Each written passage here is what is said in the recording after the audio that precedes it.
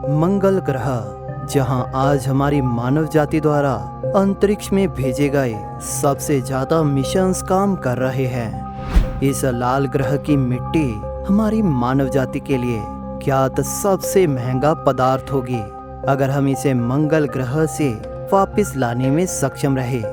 लगभग 1 किलोग्राम से कम मंगल ग्रह की मिट्टी को पृथ्वी पर लाने के लिए 3 मिशंस लगेंगे। एक मिशन जो पहले से मंगल पे पहुंच चुका है, जिसका काम है मंगल ग्रह की मिट्टी की जांच करना और सैंपल्स को इकट्ठा करना। दोस्तों, हम इस मिशन को जुलाई 2020 में पृथ्वी से लॉन्च कर चुके हैं। एक दूसरा मिशन सैंपल ट्यूब्स को इकट्ठा करेगा और इन्हें मंगल के ऑर्बिट में लॉन्च करेगा। और तीसरा और आखिरी मिशन सैंपल्स को वापस पृथ्वी पर लाएगा। और इन सभी मिशंस को पूरा करने में लगभग $9 बिलियन से भी ऊपर लगेंगे, यानी कि लगभग 910 करोड़ रुपए। दोस्तों, आप सोच रहे होंगे कि क्या मंगल की मिट्टी के सैंपल्स इतने जरूरी क्यों हैं कि नासा इन पे इतने पैसे खर्च करने को तैयार है। इसके साथ कुछ और भी सवाल हैं, जैसे इन्हें पृथ्वी पर लाने की जरूरत क्या है, क्या यह हमारे सवाल का जवाब देने में मदद करेंगे कि हम ब्रह्मांड में अकेले हैं या नहीं, और आखिर क्यों ये सैंपल्स इतने महंगे पड़ेंगे।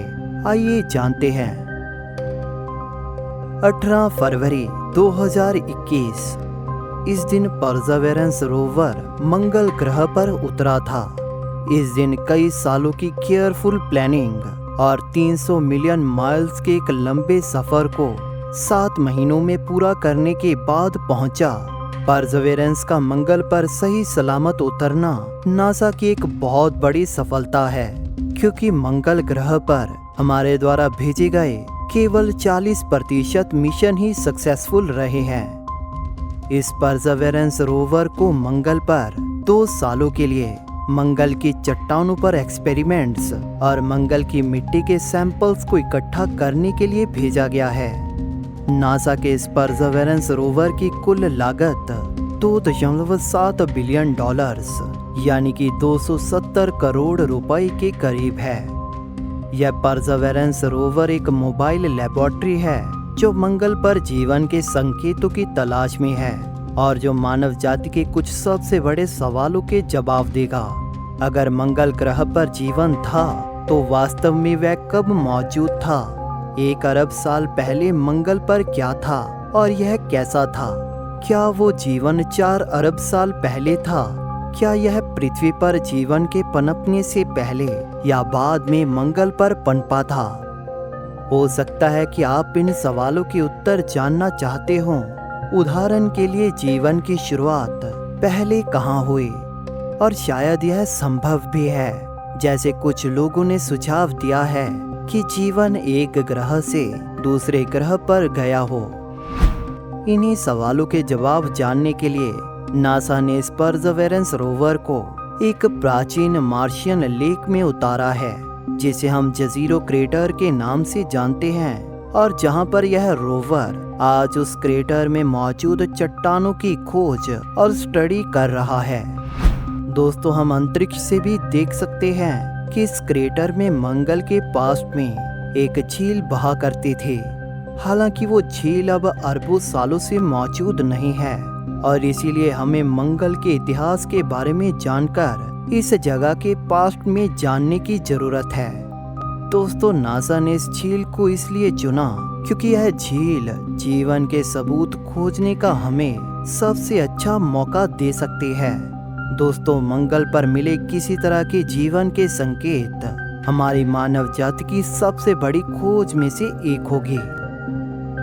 परसेवरेंस रोवर एक छोटी कार के आकार का एक रोवर है, जिसे कैमरास, रेडार्स, एक्सरेज और स्पेक्ट्रोमीटर के साथ मंगल ग्रह की सतह को एनालाइज करने के लिए बनाया गया है।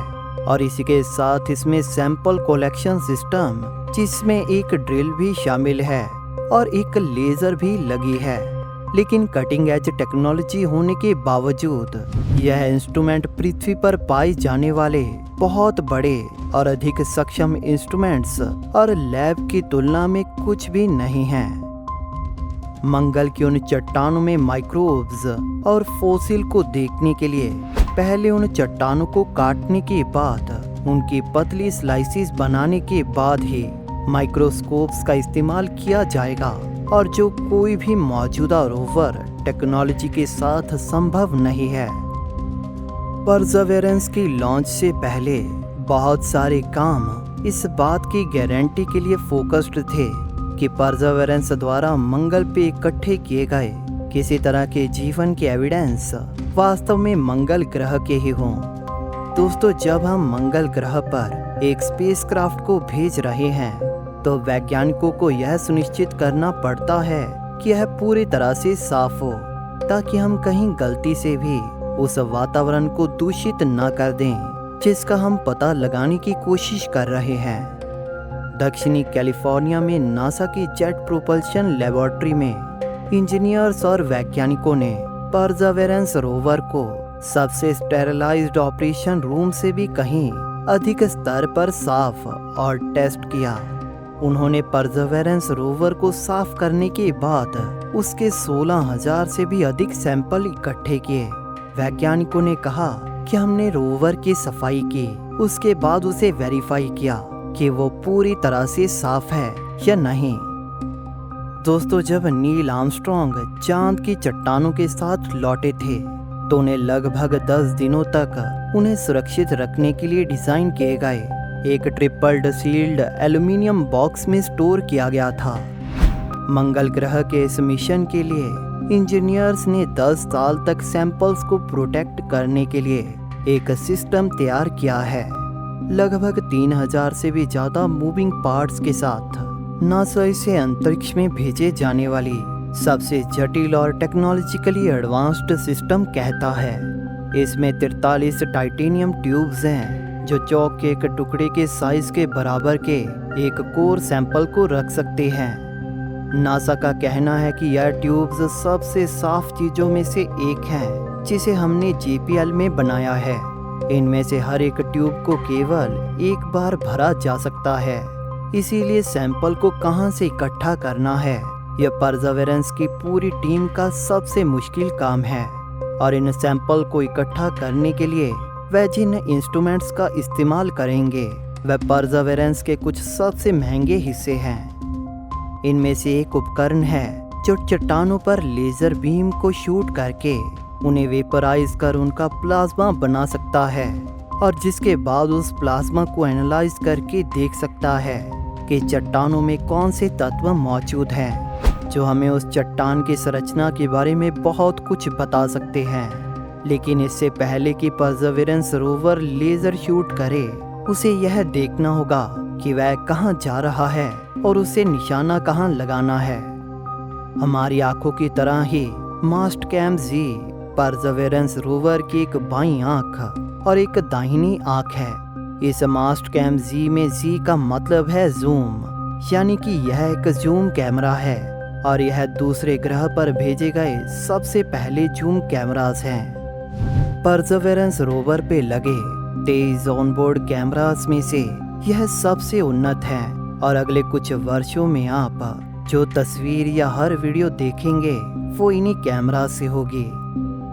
दोस्तों, परसेवरेंस के इस सैंपल कलेक्शन मिशन के 2023 में समाप्त होने के काफ़ी ज़्यादा चांसेस हैं। इस सैंपल कलेक्शन मिशन के पूरा होने के लगभग एक दशक बाद 2031 के आसपास सैंपल्स मंगल ग्रह से उठाए जाएंगे और पृथ्वी पर वापस लाए जाएंगे। नासा और यूरोपियन स्पेस एजेंसी अगले 2 मिशन के लिए भुगतान कर रही है। सबसे पहले एक फैच रोवर को मंगल ग्रह की सतह पर भेजा जाएगा। उसका काम सिर्फ परसेवरेंस के पाथ को फॉलो करना, सैंपल ट्यूब्स को कलेक्ट करना और उन्हें वापस लाना होगा, और इसके बाद फैच रोवर इकट्ठे किए गए ट्यूब्स को एक रॉकेट में ट्रांसफर कर देगा जो उसके साथ उतरेगा। इस रॉकेट का एम पृथ्वी के बाद किसी दूसरे ग्रह की सतह से उड़ान भरने का है। दोस्तों, रॉकेट फ्यूल काफी ज्यादा एक्सप्लोसिव और हैवी रहता है, इसलिए नासा मंगल ग्रह पर फ्यूल बनाने का एक तरीका डेवलप करने में लगा है।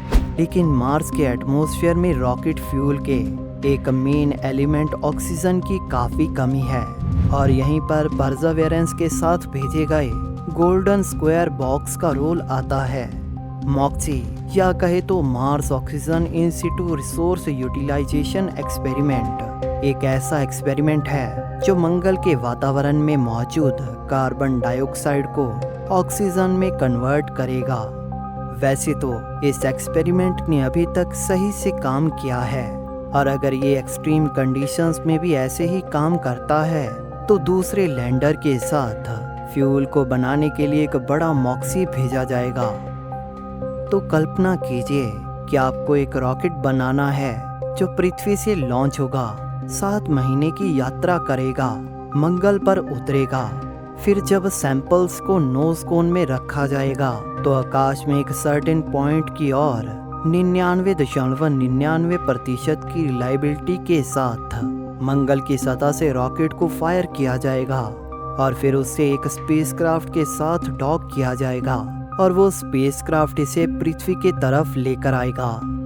एक बार पृथ्वी के करीब आने के बाद बास्केटबॉल के साइज का अर्थ एंट्री व्हीकल उससे अलग हो जाएगा और जिसके बाद वो अर्थ एंट्री व्हीकल पृथ्वी में एंटर करने के बाद यूटा में कहीं उतरेगा।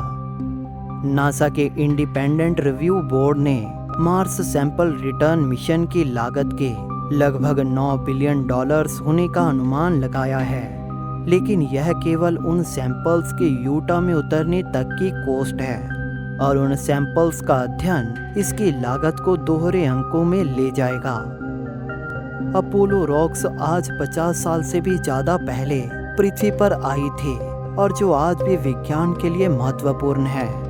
यदि मंगल ग्रह की मिट्टी की यह थोड़ी सी मात्रा पृथ्वी पर आ जाती है तो हमें इसकी जरूर एक कीमत चुकानी पड़ेगी, लेकिन अंत में इससे मिलने वाली वैल्यू अमूल्य हो सकती है। दोस्तों, आपका इस विषय में क्या कहना है हमें कमेंट सेक्शन में जरूर बताइए।